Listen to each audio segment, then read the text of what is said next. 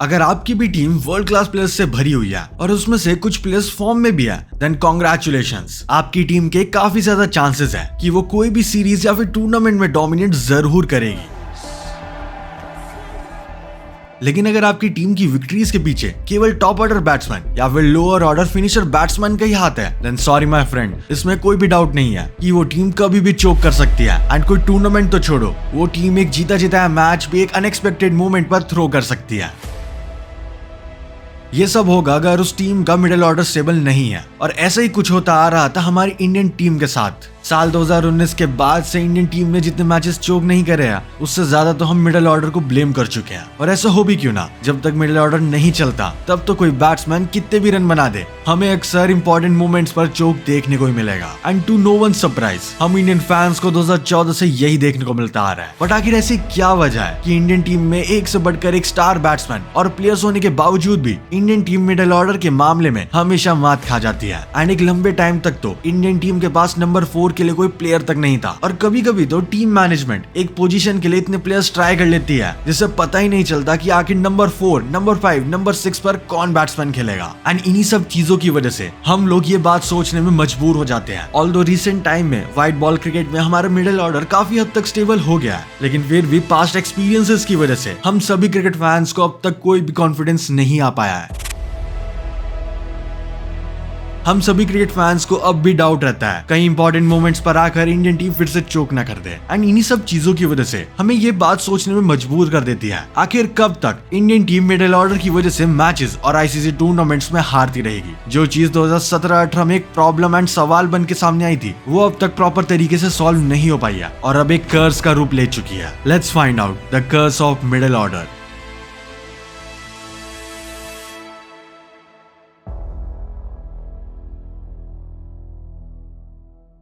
Bye the way, recently मेरे पास काफी ज्यादा डिमांड आ रही थी डिस्कॉर्ड सर्वर बनाने के लिए, सो हमने डिस्कॉर्ड सर्वर बना दिया for all type of cricket related discussions. अगर आपको ज्वाइन करना है तो आपको लिंक डिस्क्रिप्शन में मिल जाएगा, डू चेक आउट। अब ये मिडिल ऑर्डर इंडियन टीम को बेनिफिट करने की बजाय कर्स कैसे बन गया, ये जानने से पहले हमें इंडिया की मिडिल ऑर्डर की हिस्ट्री देखनी पड़ेगी, और उसके लिए हमें जाना पड़ेगा 1980s के एरा में।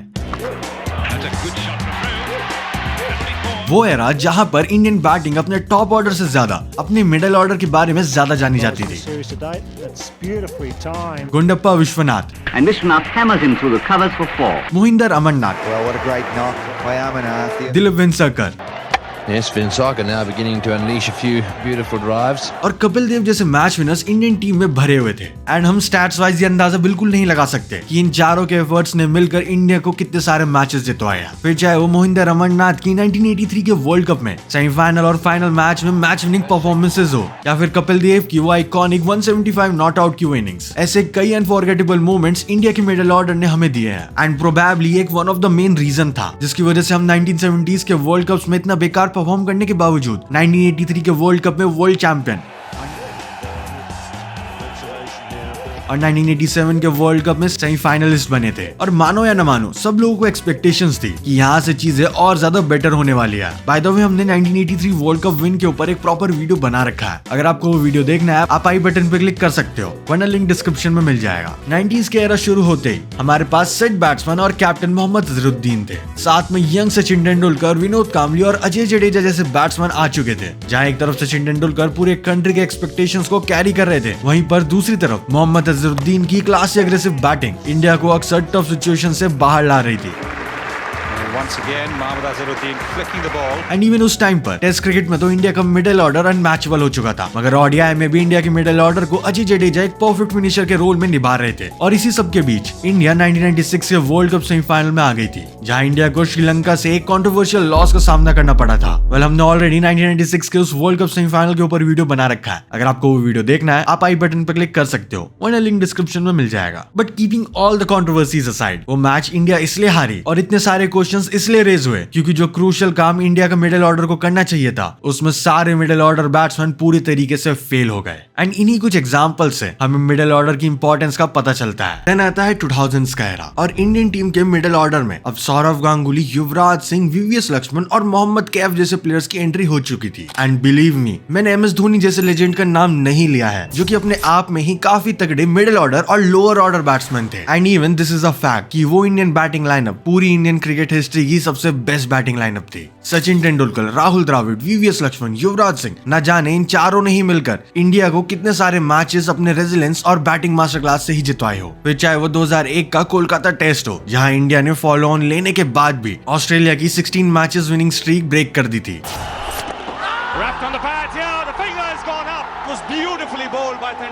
सचिन तेंदुलकर अपने प्राइम फॉर्म में तो थे ही, मगर टेस्ट क्रिकेट में इंडियन टीम वीवीएस लक्ष्मण और राहुल द्रविड़ जैसे प्लेयर्स से अलग लेवल पर जा चुकी थी। एंड इवन सौरव गांगुली भी मिडिल ऑर्डर में ऐसी इनिंग खेलते थे कि अपोजिशन बाकी बैट्समैन छोड़कर बस गांगुली के पीछे पड़ जाते थे, ये सोच के कि बस इसे ही आउट करना है। ये पूरा फेस इंडिया के लिए एक टर्निंग पॉइंट था। हमारे मिडिल ऑर्डर ने टफ कंडीशंस में कमाल का परफॉर्मेंस दिया, specially in Australia, England and south Africa. ये लोग सिर्फ पिच पर सर्वाइव नहीं कर रहे थे, इनफैक्ट डोमिनेट तक कर रहे थे। Time by time middle order में रेजिलेंस और अग्रेशन का एक परफेक्ट बैलेंस बन चुका था, जिसकी वजह से इंडिया एक कंसिस्टेंट और डेंजरस टीम बन चुकी थी। हालांकि जब लेट 2000s और अर्ली 2010s में इन्हीं सब प्लेयर्स ने रिटायरमेंट लेना स्टार्ट किया, तब इन प्लेयर्स का गैप फिल करने में काफी दिक्कतें आ रही थी, बट वो भी सुरेश रैना, युवराज सिंह और MS धोनी जैसे प्लेयर्स ने पूरी कर दी। 2015 तक सब कुछ ठीक जा रहा था और इतनी प्रॉब्लम इंडिया का मिडिल ऑर्डर फेस नहीं कर रहा था। बट 2015 वर्ल्ड कप के बाद जब इंडिया ऑस्ट्रेलिया से सेमीफाइनल में हार जाती है,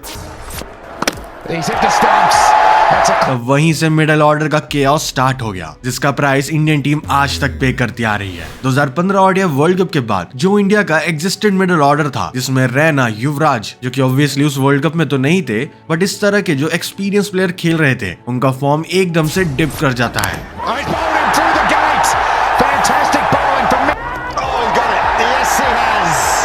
उनकी साइड से ज्यादा रन्स नहीं आ रहे थे और बाकी इंडियन प्लेयर्स को भी मौका देना था। एंड वहीं पर इंडिया के मिडिल ऑर्डर की स्टेबिलिटी पूरी तरीके से खराब हो गई। फिर आते हैं मनीष पांडे, केदार जाधव और अजिंक्य रहाणे जैसे प्लेयर्स, जो कि देखते ही देखते इंडियन मिडिल ऑर्डर में एक रेगुलर पार्ट बन गए। बट वी ऑल नो कि ये प्लेयर्स उस हिसाब की परफॉर्मेंस नहीं दे पा रहे थे जैसी इंडिया के मिडिल ऑर्डर से एक्सपेक्टेड थी सबको। और इस सब मैच में अभी युवराज सिंह का कमबैक भी आना बाकी था। हाँ, वही कमबैक जिसके बाद उन्होंने 2017 की ओडीआई सीरीज में इंग्लैंड के खिलाफ अपना बेस्ट ओडीआई स्कोर भी बनाया और फिर 2017 की चैंपियंस ट्रॉफी के लिए सेलेक्ट तक हो गए। लेकिन तब तक जो प्लेयर्स युवराज सिंह के एब्सेंस में आए थे, अब वो इंडियन टीम का पार्ट नहीं थे लिमिटेड ओवर फॉर्मेट में। एंड इसका सबसे बड़ा एग्जांपल है अजिंक्य रहाणे। इसलिए 2017 की चैंपियंस ट्रॉफी से 2018 के एशिया कप तक हमें इंडियन मिडिल ऑर्डर की परफॉर्मेंस में एक सिग्निफिकेंट डिप देखने को मिला। मिडिल ऑर्डर बैट्समैन का एवरेज जो पहले 50 प्लस का जा रहा था, अब बस 32.38 का ही रह गया था। एंड इवन स्ट्राइक रेट 100 के नीचे आ गया था, 82.87 का। इंडियन टीम जो कि उस समय पर MS धोनी, विराट कोहली, रोहित शर्मा जैसे प्लेयर्स पर रिवॉल्व कर रही थी, वही टीम इंडिया सेम टाइम पर अपने मिडिल ऑर्डर की प्रॉब्लम्स भी फेस कर रही थी। हालांकि टेस्ट क्रिकेट में इंडिया के मिडिल ऑर्डर में उस टाइम पर अजिंक्य रहाणे, रिद्धिमान साहा और हार्दिक पांड्या जैसे प्लेयर्स टीम में कंट्रीब्यूट कर रहे थे,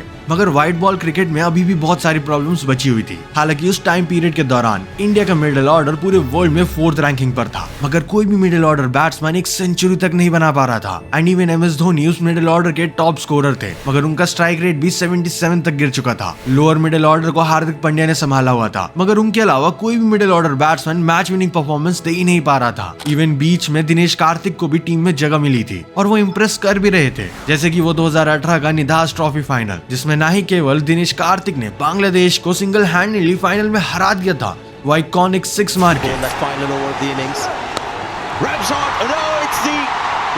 मगर उस इनिंग को अपने पूरे करियर की मेजर हाईलाइट भी बना दिया था। फिर होता है 2018 का एशिया कप, जिसे टीम इंडिया जीत भी जाती है। अब इसे उनका लक समझो या फिर कई सारे एक्सपेरिमेंट्स का फायदा। एंड अब फाइनली इंडिया का मिडिल ऑर्डर थोड़ा थोड़ा इंप्रूव होना स्टार्ट कर देता है। हालांकि अभी भी कई टीम्स उन्हें आउटप्ले कर रही थी, मगर इंडिया के मिडिल ऑर्डर का एवरेज 37 तक बढ़ चुका था। स्ट्राइक रेट भी 77 से 88 पर आ चुका था। एंड एशिया कप के बाद खेले गए 18 मैचेस में इंडिया के मिडिल ऑर्डर ने 1 सेंचुरी और 8 हाफ सेंचुरी भी लगाई। एंड इस सब की मेन हाईलाइट थे अंबती रायडू, जो कि अपने प्राइम फॉर्म में आ चुके थे और एक के बाद एक मैच विनिंग नॉक दे रहे थे।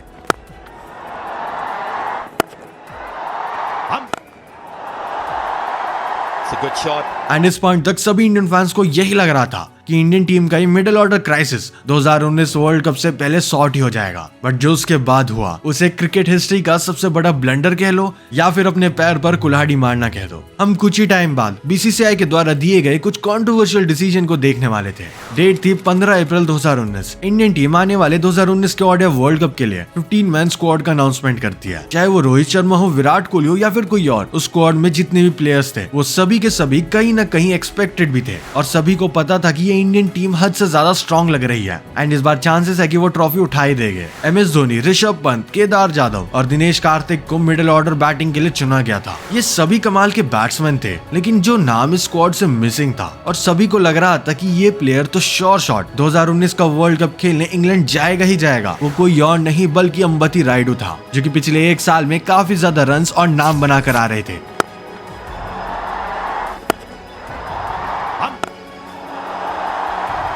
Good shot.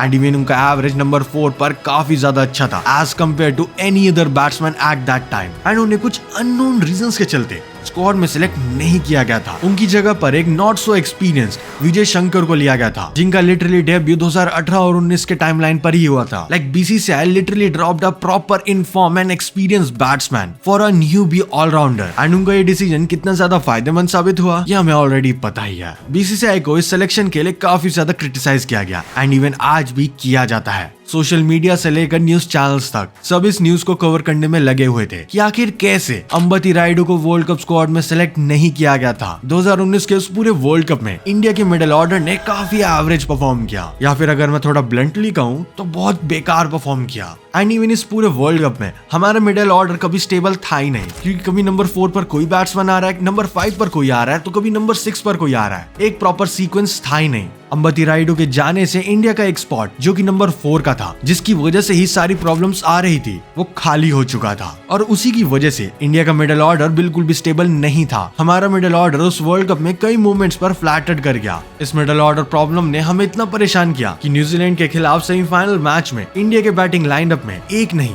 2 नहीं, 3 नहीं बल्कि 4 विकेट कीपर्स देखने को मिल रहे थे। Main wicket keeper MS Dhoni के अलावा टीम में KL राहुल जो कि एज एन ओपनर खेल रहे थे और दिनेश कार्तिक एंड ऋषभ पंत जो कि मिडिल ऑर्डर संभाल रहे थे, वो लोग भी प्लेइंग 11 का पार्ट थे। जो प्लेयर्स बैकअप विकेट कीपर्स के तौर पर टीम में आए थे, उन्हें मिडिल ऑर्डर की मेस की वजह से नंबर 4, 5, 6, 7 की पोजीशन को फिल करने पर मजबूर कर दिया गया। लाइक BCCI ने एक प्रॉपर बैट्समैन को ड्रॉप करके 4 विकेट कीपर बैट्समैन को स्क्वाड में तो रखा, बट इंपॉर्टेंट मैच में उन्हें खेलने के लिए उतार भी दिया। लाइक जब तक शिखर धवन टीम का पार्ट थे, तब तक KL राहुल नंबर 4 पर बैटिंग कर रहे थे एंड जैसे शिखर धवन इंजर्ड हुए और टीम से बाहर हो गए, तो KL राहुल को ओपनिंग करने के लिए भेज दिया गया और जिस मिडिल ऑर्डर को थोड़े टाइम तक KL राहुल ने स्टेबिलिटी दे दी थी, वो अब फिर से मेस्ड अप हो गया एंड ये चीजें पूरे वर्ल्ड कप में चलती रही एंड इस सब का रिजल्ट क्या आया हमें ऑलरेडी पता ही है।